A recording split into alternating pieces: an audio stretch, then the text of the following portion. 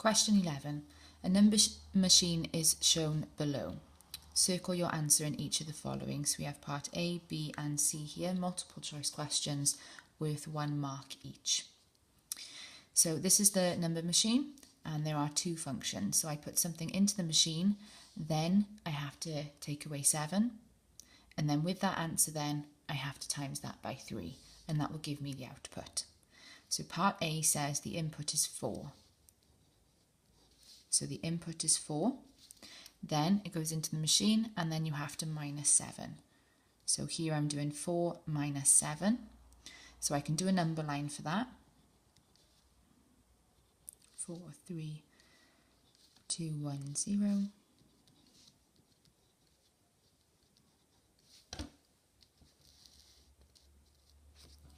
So take away 7 now, we're going towards 0. 1, 2, 3, 4, 5, 6, 7. That takes me to minus 3. I can also do that on the calculator. 4 take away 7, and that will give you minus 3. So now I have this answer of minus 3. I have to do the second function. So this sum is now going to look like minus 3 times 3. So here we need to use the rules of negative numbers. So when we're timesing together or dividing a positive number with a positive number, then our answer is going to be positive. If we have a negative number times by a negative number, then our answer is going to be positive. If we have a positive number times by a negative number, our answer is going to be negative. If we have a negative number times by a positive number, our answer is going to be negative. So we can use the rules of AS and SID to help us here.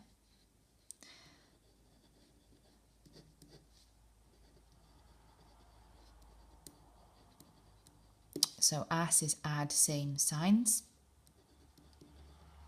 and SID is subtract if different. So when we're timesing, we know that our answer, if the 2 signs are the same, just like these are, our answer would be positive, add same signs. Here, our signs are different. We've got a positive and a negative times together, so we're using SID. Our answer will be minus. So here we've got a minus number times by a positive number. So these signs here are different. So that means we're using SID. Our answer will be negative. So I have a negative answer, and then I just do 3 times 3 is 9. So that means that our output is going to be minus 9. And that here is one of our options for 1 mark.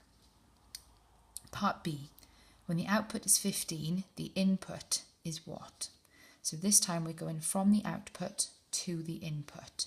So part B, the output is 15, and this time we're going in the opposite direction. So we're going to do the opposite thing. So instead of doing 15 times 3, the opposite of timesing is dividing. The opposite of dividing is timesing. Opposite of adding is taking away, and the opposite of taking away is adding. So here, instead of timesing, we're doing 15 divided by 3, and we know that that's 5. So now with that answer, I'm going to do the second function. Again, opposite direction, opposite sign. So the opposite of taking away is adding. So our sum now says 5 add 7, which will then give me the input of 12. And that's one of our options here for 1 mark. Part C. When the input is n, the output is what? This one's a little bit different now. So I'm just going to do the function machine again. So this time we have n going into the machine, and then we have to take away 7 times 3 to give me what? Okay, so now n is going into the machine, same process as a number. We here have n take away 7. Now we can't get an answer to that because we don't know what n is. So this is exactly what moves on to the next function then. So here we have n take away 7 times by 3. So that doesn't look very good here. So as we said, we're taking the whole answer and we're timesing the whole answer by 3. So we need to figure out then how we can write down that this n take away 7, the whole thing, is being timesed by 3. Well, in algebra, the best way to do that is put brackets around it. So we're taking this part, n take away 7, into the next function, the whole thing.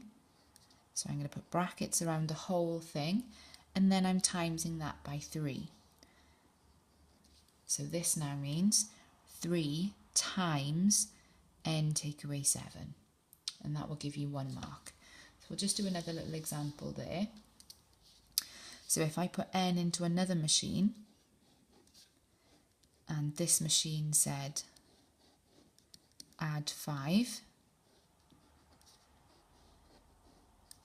and then times by 4. If I put n into this machine, what would I get out of it? So again, I do the first function, n add 5, and I have to then, this is my answer, because I don't really know what n is. I have to take this whole expression and then do the next function. So I have to do n plus 5 times 4. Because I'm using all of this, it's best to use brackets. So n plus 5 in brackets, and then I have to times that by 4. Well, then that goes on the outside of my bracket then. So it would be 4n plus 5. Okay, that was just another example. So here was our answer to that question. 3, open bracket, n minus 7. So this is our answer here for 1 mark.